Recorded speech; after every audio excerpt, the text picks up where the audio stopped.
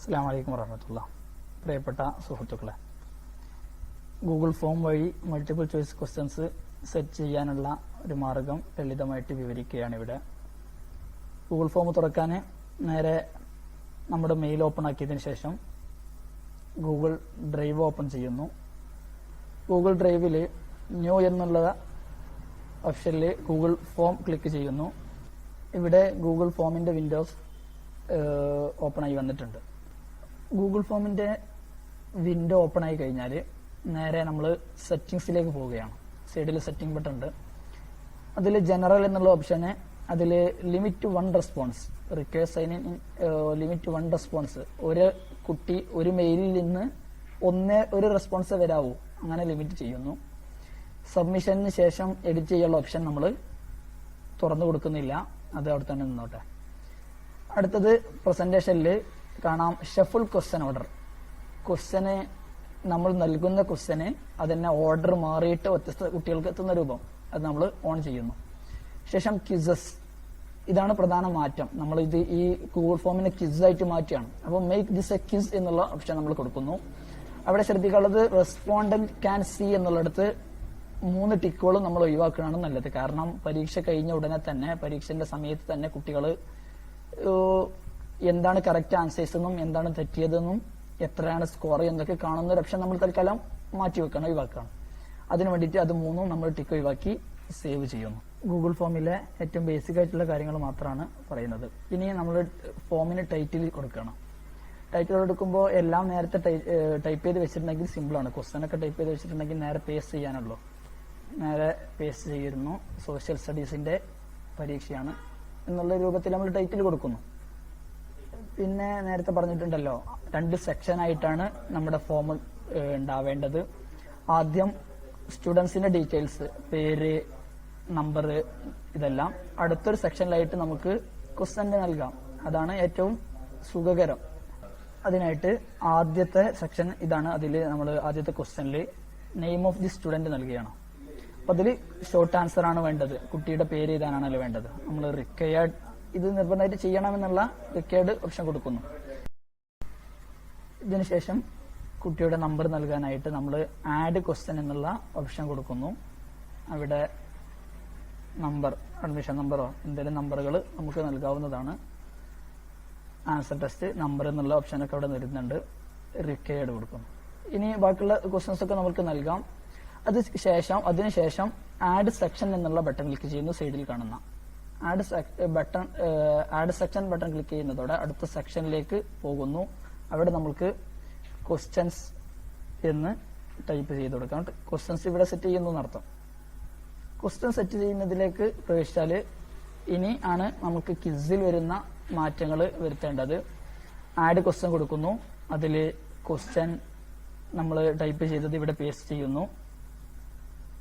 ഇവിടെ നമ്മൾ multiple choice question ആണ് നൽകിയിട്ടുള്ളത്. മൾട്ടിപ്പിൾ ചോയ്സ് ആണ് ഇവിടെ നൽകിയിട്ടുള്ളത്.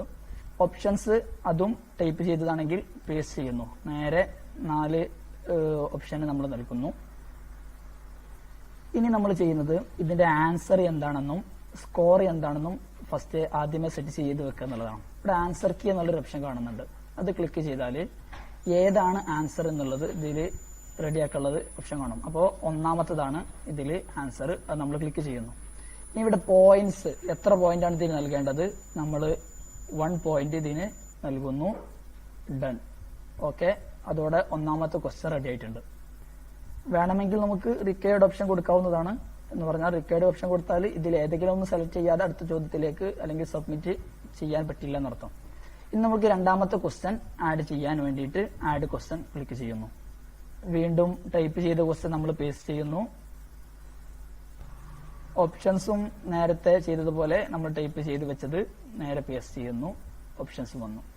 ഇനി നേരത്തെ ചെയ്തത് അറിയാം. ആൻസർ കീ എന്നുള്ളത് സെറ്റ് ചെയ്തിട്ട് ആൻസർ കീ സെലക്ട് ചെയ്തിട്ട് ഇവിടെ സി എന്നുള്ളതാണ് മൂന്നാമത്തതാണ് ആൻസർ. അത് നമ്മൾ സെറ്റ് ചെയ്യുന്നു. പോയിന്റ് 1 എന്ന് കൊടുക്കുന്നു. ഡൺ. ഓക്കെ, ഇത് റിക്വയർഡും കൊടുക്കുന്നു.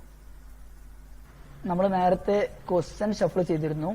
അതുപോലെ തന്നെ ആൻസറിലുള്ള ഓപ്ഷൻസ് ഷഫിൾ ചെയ്യാനുള്ള ഓപ്ഷൻ ഉണ്ട് ഇതിൽ.